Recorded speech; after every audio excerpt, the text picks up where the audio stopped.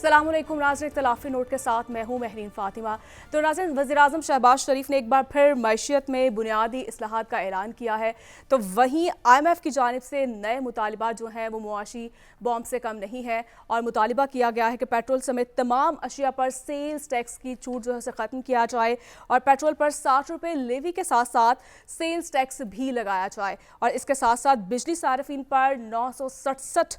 अरब रुपए का इजाफी बोझ डालने की भी तैयारियां शुरू कर दी गई हैं। इसी पर अपने पैनलिस्ट की हम राय भी जानेंगे। हसन साहब, हमने पहले भी देखा जिस तरह से शहबाज शरीफ साहब ने 2 साल में बुनियादी इस्लाहात की बात की, उन 2 सालों में क्या बुनियादी इस्लाहात की गई और अब क्या बुनियादी इस्लाहात जो है वो की जाएंगी और करने जा रहे हैं? देखिए, उस वक्त तो इन्होंने बुनियादी इस्लाहात करने के दावे तो किए थे, लेकिन अमली तौर पर कोई इस तरह की चीज़ सामने नहीं आ सकी थी। अलबत्ता प्लान बहुत मुरतब किए गए थे कि हम किस तरीके से टैक्स कलेक्शन में इजाफा करेंगे और किस तरीके से हम रेवेन्यू में बेहतरी की तरफ जाएंगे, अखराजात कैसे कम करेंगे और आमदनी के ज़राए जो है वो कहाँ कहाँ से बढ़ाए जा सकते हैं। इसके हवाले से काम तो हुआ था, लेकिन फिर वही चीज़ होती है कि आइंस्टाइन कहता है ना कि एक ही चीज़ को दोबारा, जो गलत हो उसको दोबारा ना दोहराया जाए। ये एक बेवकूफ़ी की आखिरी हद होती है, लेकिन पाकिस्तान में हमने देखा कि एक चीज़ को कई कई दफ़ा दोहराया जाता है और IMF के पास हम फिर दोबारा जाते हैं कर्ज़ लेने की, और कर्ज़ लेने किस लिए जाते हैं? ताकि मुल्क की मईशत को बेहतर बनाया जा सके और उन कर्ज़ों से पाकिस्तान की मुआशी सिचुएशन को सहारा देकर आगे की तरफ ले जाया जा सके और फिर उसको आगे हुक्मरानों और सियासतदानों के फैसले होते हैं कि हमने इसको किस एंगल से आगे लेकर जाना है। देखें, IMF कोई हमें ज़बरदस्ती तो नहीं हमारे पास आया था कि आइए हम आपको कर्ज देते हैं और आप मुआशी हालात को इस तरीके से लेकर चलें। वो IMF जो है वो पाकिस्तान के मुआशी हालात को बेहतर बनाने के लिए एक गाइडलाइन भी जारी करते हैं और बताते हैं कि अगर आपने हम जो आपको कर्ज दे रहे हैं वो कर्ज आपने हमें वापस कब और कैसे और किस एंगल से करना है, किस तरीके से करना है और कहां कहां से आप अपने अखराजात को कम कर सकते हैं। देखें, IMF ने जो अब मुतालबात जारी किए हैं, मुतालबात दिए या तजावीज़ दी, उसमें हर सूरत हमें अमल दरामद करना है। क्यों? क्योंकि हमें अगले भी प्रोग्राम की तरफ जाना है। देखिए, अब तक 24 प्रोग्राम हो चुके हैं। उन 24 प्रोग्राम में से दूसरा प्रोग्राम है जो अब मुकम्मल हो रहा है। एक नवाज शरीफ साहब के दौर का था 13 से 17 जो मुकम्मल हुआ था और उनके तमाम पॉलिसीज को हमने पाकिस्तान ने अमल दरामद किया था, और फिर दूसरा ये वाला है। अब जो उन्होंने डायरेक्शन दी या मुतालबात जो तजावीज़ रखी हैं, हम उस पर अमल दरामद करेंगे तो आगे को जा सकते हैं। उसमें उन्होंने क्या कहा, जिस अभी आपने भी फरमाया कि 60 रुपए लेवी, आपको याद है कि 60 लेवी ऑलरेडी 50 पे खड़ी थी और इस पर IMF की जानिब से बेशुमार जो है वो तहफ़्फ़ुज़ात का इजहार किया गया कि आप लेवी 60 रुपए पे लेकर जाएं, और फिर जो है वो लेवी 60 रुपए पे आ चुकी है। लेकिन मार्च में 2022 में जो GST टैक्स था वो खत्म कर दिया था और अब वो 18% ये कह रहे लगाएं। उस टाइम 15% पे और कई जगहों पे 13% पे भी हम खड़े थे। अलबत्ता जब वो 2022 में ख़त्म कर दिया तो अब वो हमें दोबारा लगाना पड़ेगा और उसके लिए मेरी इत्तला ये है कि तैयारियां हो रही हैं, बल्कि पेट्रोल में भी फिर और फिर गैस में भी और फिर बिजली के कुछ मामलात हैं, उसमें भी कुछ यूनिट्स में इजाफा होगा। अब उसमें अगर आप देखें तो पेट्रोल जो है वो 35 रुपए तक बढ़ाना पड़ेगा, क्योंकि जब GST 18% लगेगा तो 35 रुपए बढ़ेंगे। और बिजली के मेरी मालूमात हैं कि 11.99 यानी 12 रुपए फी यूनिट तक इजाफा होगा और गैस में 150% तक जो है वो मजीद महंगी हो सकती है, जिसमें घरेलू सार्फिन के लिए 40% और फिर जो कमर्शियल सार्फिन है उनके लिए अगर आप देखें तो 150% तक जो है वो इजाफे का इम्कान है। तो यूँ अगर देखें तो पेट्रोलियम मसनूआत पर अगर जो मार्च 2022 में जो GST खत्म कर दिया था उसको अब दोबारा लगाया जाएगा, तो यूं अगर देखें तो ये 300 वाला फिगर तो आप भूल जाएं कि 300 में क्या सिचुएशन बनेगी, बल्कि आप ये कहें कि 300 से ज्यादा जो है वो पोजीशन पे चले जाएंगे। लगभग 315 रुपए 12 पैसे तकरीबन 21 पैसे तक जो है वो पेट्रोल जा सकता है, जो हमें IMF के मुतालबात हमें मानने हैं और उसको देखते हुए 315 रुपए तक पेट्रोल जा सकता है। और फिर आप फीस यूनिट आप देख लें कि किस हद तक बढ़ जाएगा। और फिर इसमें 6 पावर डिस्ट्रीब्यूशन कंपनीज जो हैं वो कहती हैं 2024-25 के दौरान जो रेवेन्यू बढ़ाने के लिए नरखों में इजाफा करना है, उन्होंने भी अपनी डिमांड रख दी है। वो कहते हैं 697 अरब रुपए दिए जाएं। اب وہ بھی ایک چیزیں چل رہی ہیں. پھر دوسرا ٹیکسیز کے معاملات آئے تو ایک طرف تو یہ ہے, صرف میں بتانا چاہ رہا ہوں, ایک طرف یہ ہے, دوسری طرف پھر اور ٹیکسیز لگنے. کچھ ٹیکسیز جو ہے وہ شاید پہلے لگ جائیں گے بجٹ سے, اور کچھ جو ہے وہ بجٹ میں لگنے جا رہے ہیں, جس میں ای سگریٹ ہے, سگریٹ پر ٹیکسیز وغیرہ بڑھانے جا رہے ہیں. ای سگریٹ پر پھر آپ کو پتہ ہے کہ جو میڈیوکر سے گیم ہوتی ہے ان پر بھی ہوگے, یعنی جو سوشل میڈیا پر کام کرتے ہیں, ڈیجیٹلائزیشن پہ وہاں پر جاتے ہیں, ڈیجیٹل پہ کام بزنس کرتے ہیں, ان پر بھی ٹیکس لگے گا. یہ پہلی دفعہ لگے گا. بالکل, آپ ٹیکس کی بات کر رہے ہیں تو اسی طرح سے شہباز شریف صاحب بھی کچھ ٹیکس کی بات کر رہے ہیں, اور کیا بنیادی اصلاحات ہوں گی, کچھ انہوں نے گفتگو کیا, پہلے وہ دیکھ لیتے ہیں. عدیل, جس طرح سے شہباز شریف صاحب کہہ رہے ہیں کہ ٹیکس جو بڑھانا ہے وہ ایک بنیادی ذمہ داری ہے, اور اگر دیکھا جائے تو 5 سال میں ٹیکس کلیکشن جو ہے وہ 4000 سے 9000 ارب تک پہنچ گئی ہے,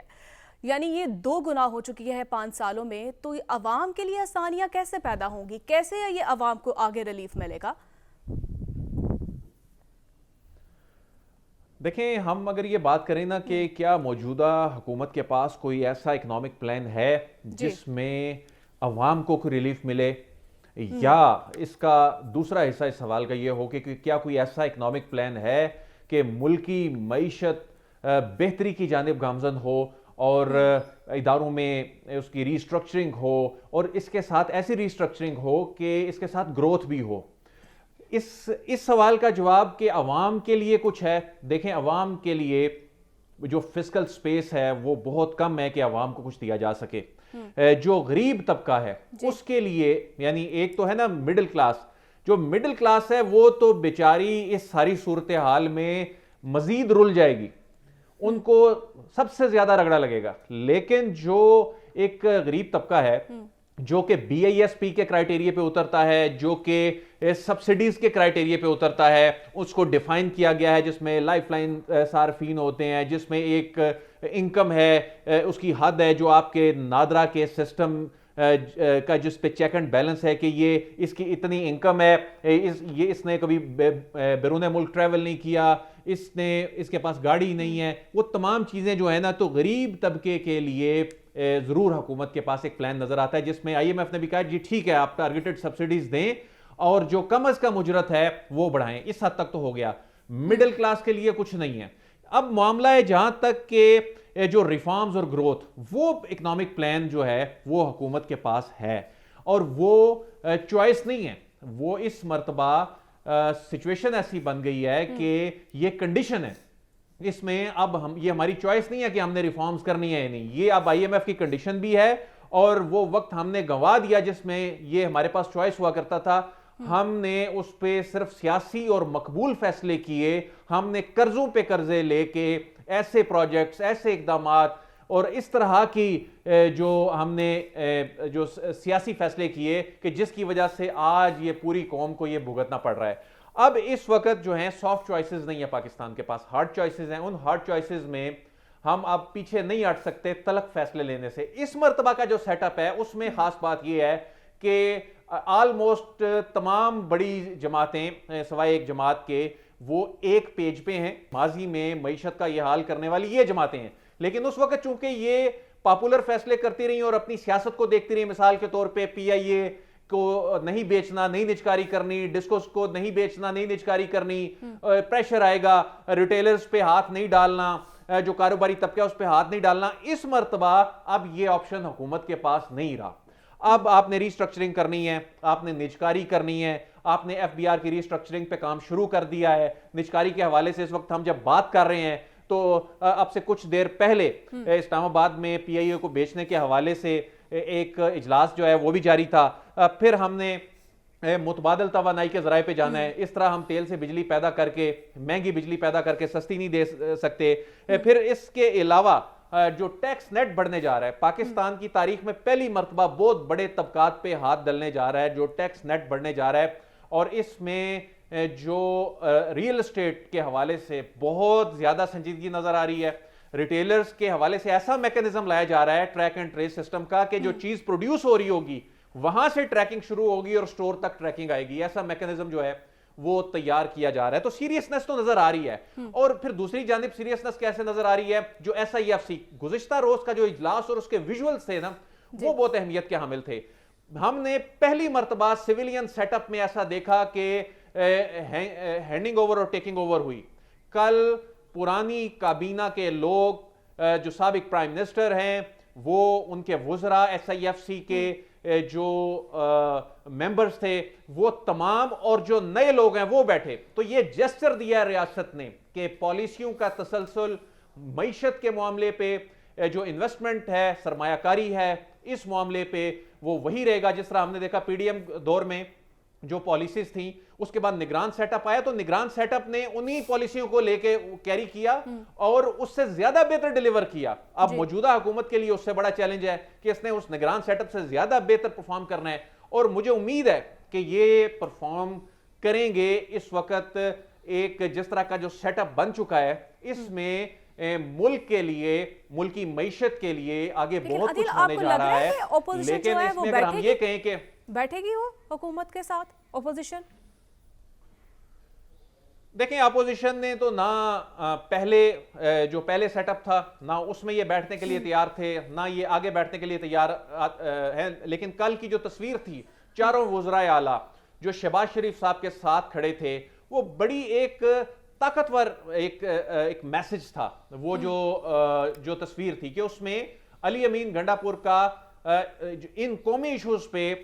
ساتھ کھڑا ہونا اور وہ تصویر بنوانا, اگرچہ اس سے پہلے شہباز شریف صاحب کے ساتھ تصویر بنانے پہ عمران خان صاحب نے بہت ڈسپلیئر شو کیا اور انہوں نے صحافیوں سے گفتگو میں کہا نہیں بنوانی چاہیے تصویر. علی امین گنڈا پور جو ہیں کل دوبارہ کھڑے ہوئے, انہوں نے تصویر بنائی, اگرچہ انہوں نے بعد میں جا کے جو سٹیٹمنٹ دی وہ ایک الگ ان پہ پولیٹیکل پریشر ہے, لیکن اس میں نظر آ رہا ہے کہ صوبوں کی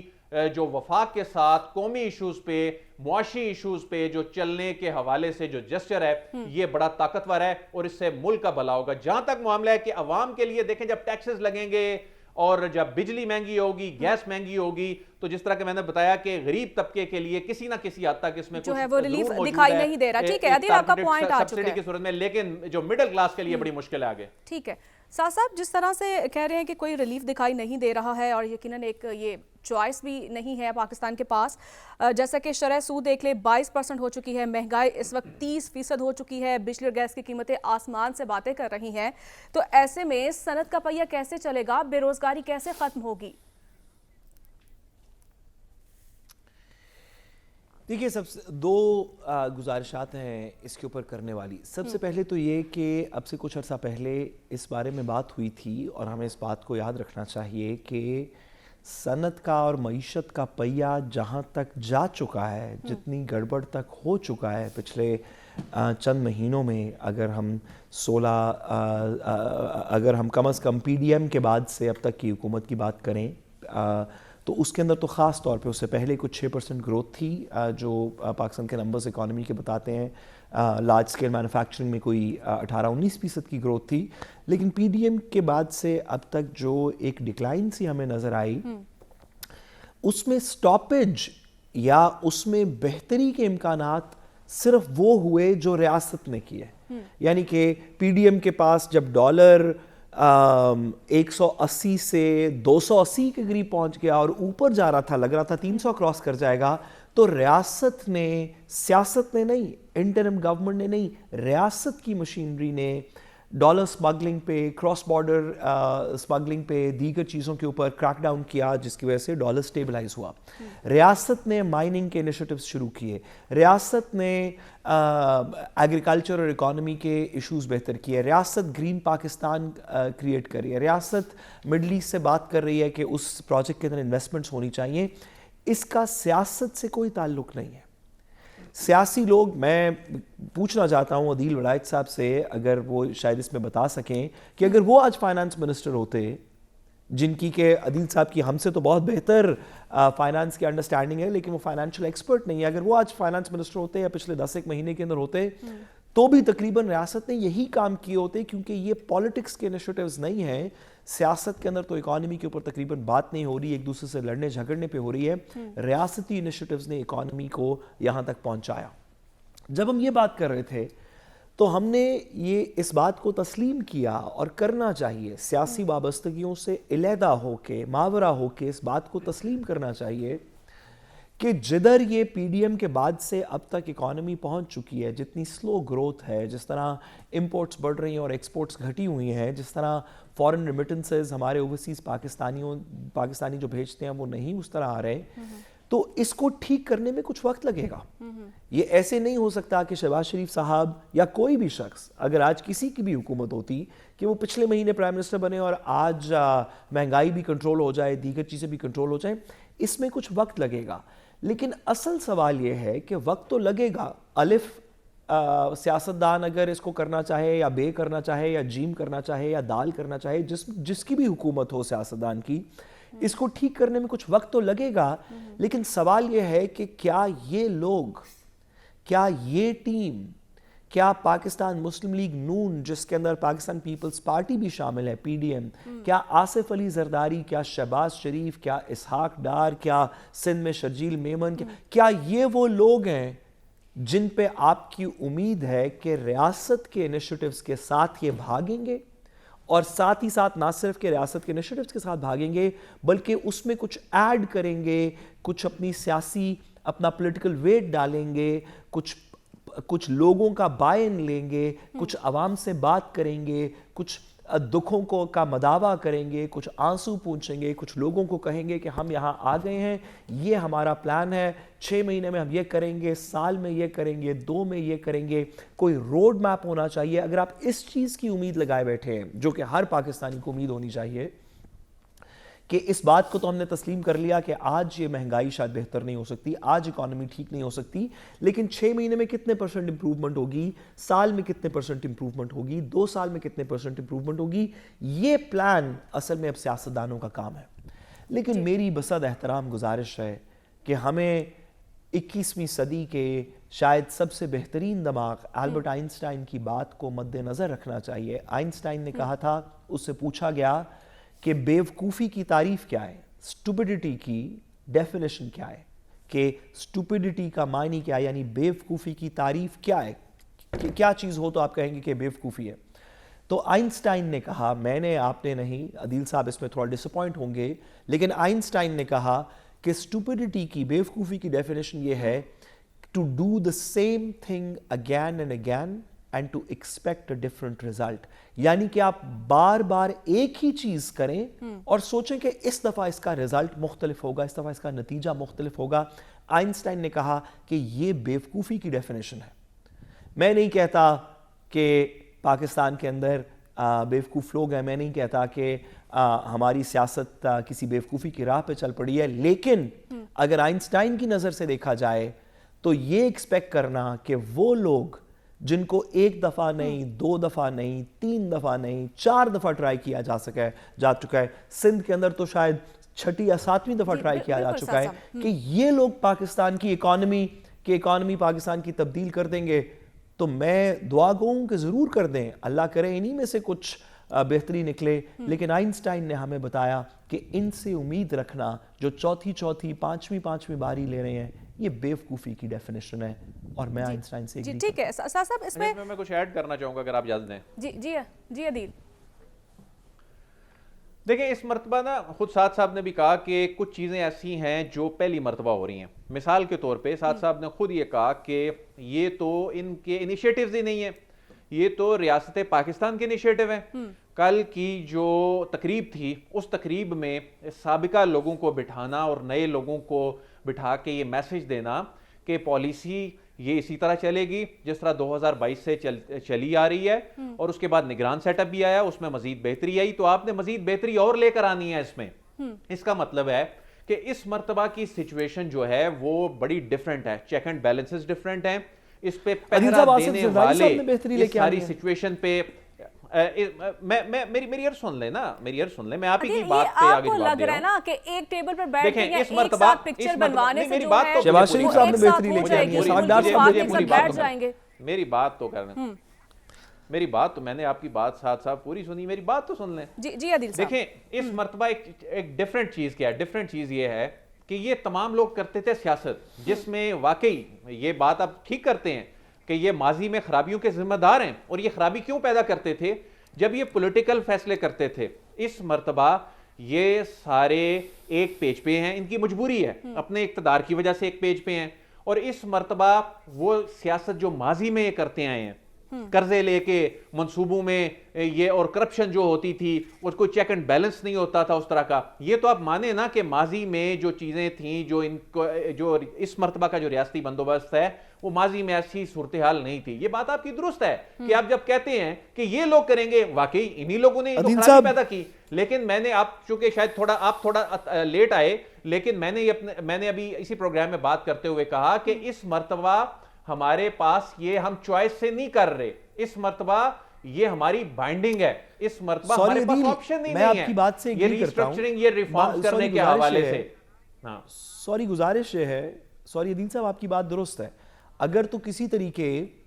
یہ بات ہو جائے کہ شہباز شریف صاحب اور زرداری صاحب اور دیگر لوگ واقعی اس بات پہ اپنی پیٹی کس لیں کہ پاکستان کی کچھ بہتری کریں گے, تو آپ شاید درست کہہ رہے ہوں, لیکن ہمارے سامنے ابھی اگزامپلز موجود ہیں. انٹرم گورنمنٹ نے پاکستان کے اندر پانی کے وسائل کو تھوڑا بہتر مینج کرنے کے لیے ارسا کی امینڈمنٹس کی, جو قانون پارلیمنٹ کے تھرو پاس ہوا, آگے اس کے اوپر پوری بحث ہوئی, ساری منسٹریز نے اس کی, یہ ایک ایگزامپل ہے, اس کے اوپر ڈیلیبریشن کی, ابھی اس کے نیچے ایک اپوائنٹمنٹ ہوئی جو کہ ہماری سیاست کی نظر ہوگی اور اپوائنٹمنٹ روک دی گئی. یہ سندھ نے یا دیگر پروونسز نے جو ان کے سیاسی معاملات ہیں ان کو ریاست کے اس انیشیٹو کے آڑے آنے دیا جو کہ ایس آئی ایف سی کے نیچے بھی ہے, جس کے ساتھ پاکستان کے بہت سی چیزیں کنیکٹڈ ہیں, ایگریکلچر فار ایگزامپل کنیکٹڈ ہے. میرا اس ایگزامپل اور اس طرح کی دیگر ایگزامپلز بھی موجود ہیں. ایک اور معاملہ آپ بات کرنی چاہیے, جملہ NFC کے حوالے سے بات کرنی چاہیے تھی. بالکل یہ رکاوٹ ڈال رہی ہے پاکستان پیپلز پارٹی, اس میں رکاوٹ ڈالتا ہے. NFC کی جب بات کرتے ہیں اس وقت ضرورت ہے, واقعی عادل صاحب بالکل آپ کا پوائنٹ آ چکا ہے, اور ساتھ صاحب آپ کا بھی پوائنٹ آ چکا ہے. حسن صاحب جس طرح سے بات کر رہے ہیں, ساتھ صاحب بھی اور عادل صاحب بھی, کیا لگ رہا ہے آپ کو؟ مہرین سوری, ایک منٹ مہرین سوری, میری بات پوری ہونے دیجئے.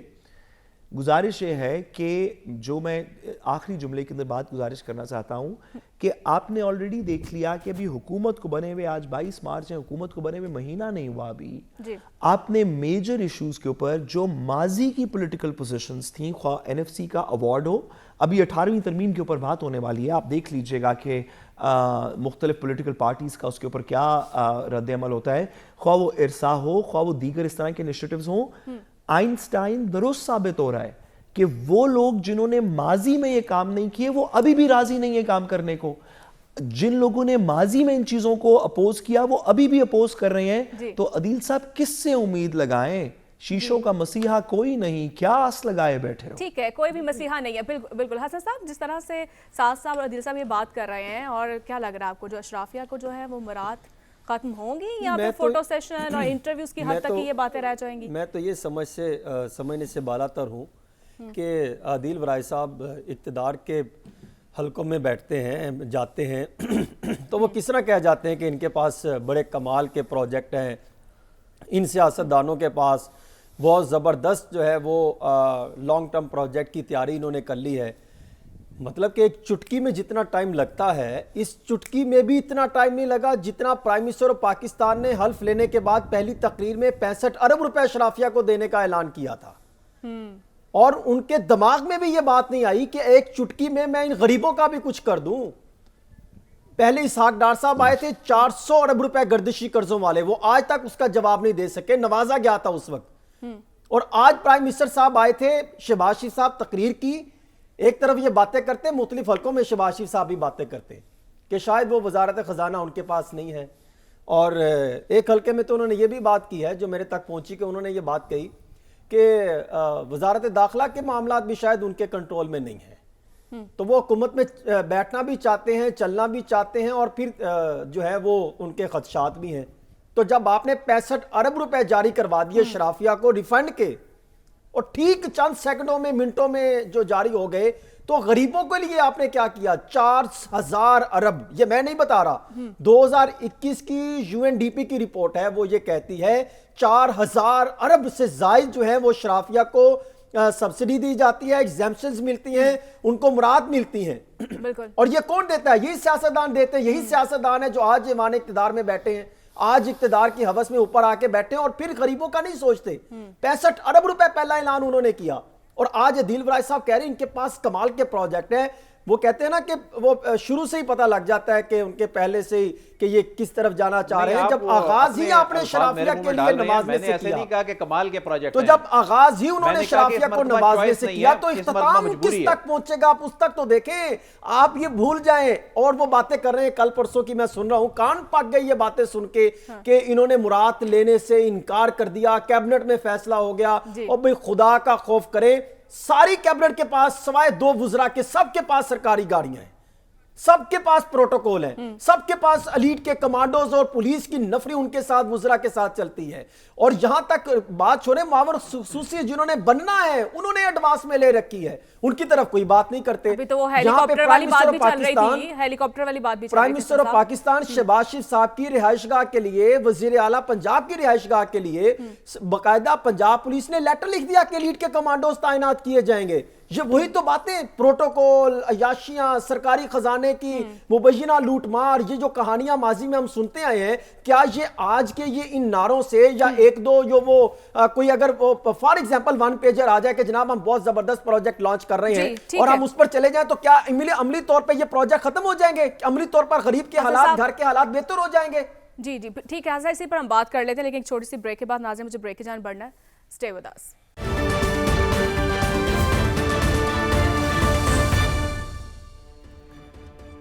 ویلکم بیک ناظرین. عدیل صاحب, جس طرح آپ بریک سے پہلے بات کر رہے تھے, اگر ہم ماضی کا ٹریک دیکھیں پی ٹی ایم کا تو مستقبل کی کیا خبر دے رہا ہے, لگ رہا ہے آپ کو کچھ؟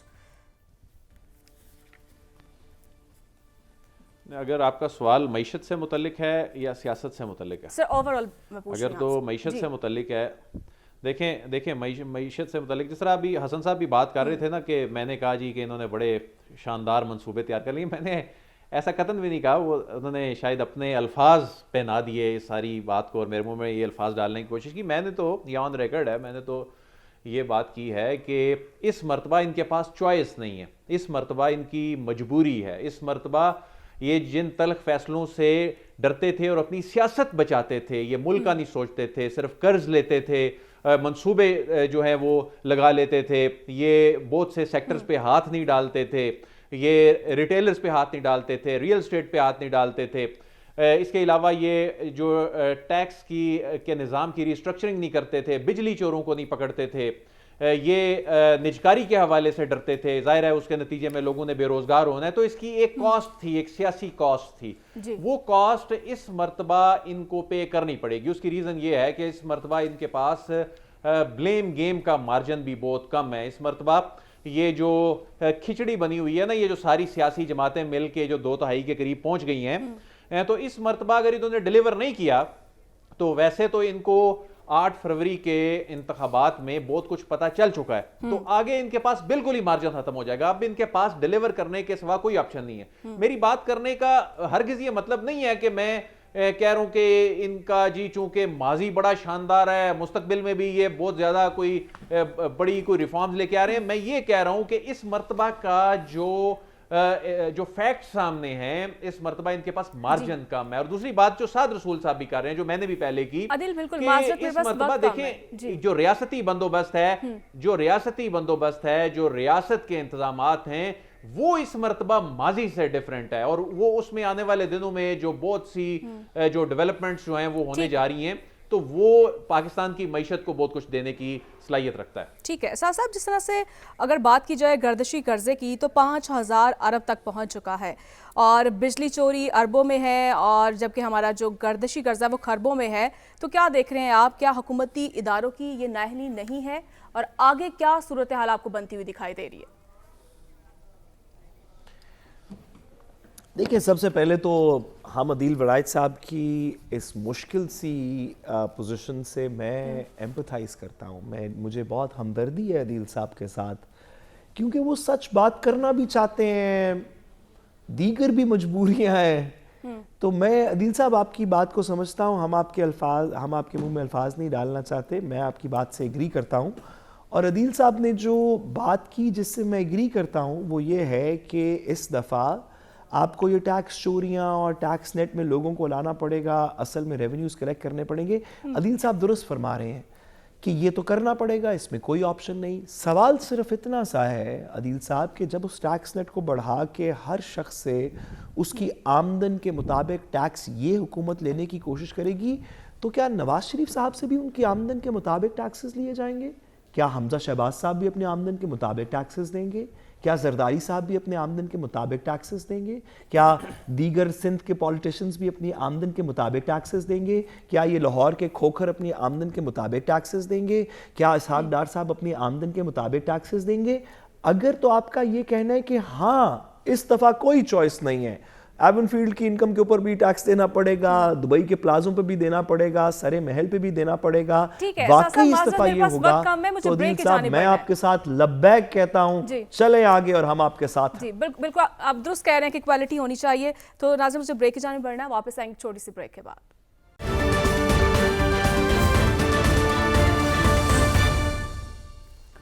Welcome back. ناظرین, حسن صاحب جس طرح سے ہم بریک سے پہلے بھی ہم بات کر رہے تھے, اب حکومتی جو نمائشی اقدامات ہیں وہ بڑھ کر آگے دیکھ رہے ہیں آپ کو ٹھوس پالیسی ہے حکومت کے پاس؟ دیکھیں ٹھوس پالیسیاں تو موجود ہیں, ان کے پاس نہیں ہے, لیکن ایس آئی ایف سی کو اگر آپ دیکھیں تو اس میں تو ہمیں کئی چیزیں ایسی موجود دکھائی دیتی ہیں کہ اگر اس پہ لانگ ٹرم پروجیکٹ کے مطابق کام کیا جائے تو آپ کو اچھے رزلٹ آنے والے مہینوں میں یا سالوں میں بہت اچھے رزلٹ سامنے آ سکتے ہیں. لیکن آئندہ کا جو چند ایک ماہ ہے وہ میں غریبوں کے لیے بہت خطرناک دیکھ رہا ہوں. جو مطالبات ہیں, جو پھر جو ہماری پوزیشن ہے, اور پھر جو شرافیہ کو جس طرح نہیں نوازنا, ان سیاستدانوں نے, حکمرانوں نے اپنے سے آغاز نہیں کرنا, سیلری طبقے کو پکڑنا ہے, غریبوں تک انہوں نے اس کے نتائج دینے ہیں سختیوں کے, تو اس سے تو پھر ایک نیا محاذ تو کھڑا ہوگا. یہ کہنا کہ بالکل سب اچھا ہو جائے گا وہ تو میں سمجھتا ہوں مشکل ہوگا. البتہ فیڈرل میں پہلے اپنے معاملات کابینہ کو چاہیے کہ معاملات کو کسی حد تک بہتر کریں, اپنے معاملات کو کسی حد تک یہ یقینی بنائیں کہ ہم نے حکومت کو چلانا ہے, بس سب کو مل جل کر لے کے چلنا ہے. ایک طرف بات کرتے ہیں کہ اشرافیہ کو ہم ٹیکس کے انڈر لے کر آئیں گے, دوسری طرف بات کرتے ہیں سیاستدانوں کو ہم اپنے ساتھ لے کر آئیں گے, تیسری طرف احتسابیہ والا احتساب کا نعرہ لے کر چل رہے ہیں, چوتھی طرف کہہ رہے ہیں ہم نے قائد مسلم لیگ نون کو اعلیٰ ترین پروٹوکول سے نوازنا ہے, چوتھی طرف وہ کہتے ہیں جاتی عمرہ پہ لیڈ کے کمانڈوز تعینات ہو جائے, پانچویں طرف وہ کہتے ہیں 65 ارب روپے کا ریفنڈ فوری جاری کر دیں, اور پھر چھٹی طرف وہ کہتے ہیں آئندہ کا جو بجٹ بننا ہے اس میں اشرافیہ کو سبسڈی اور ایگزیمپشن سے ہم نے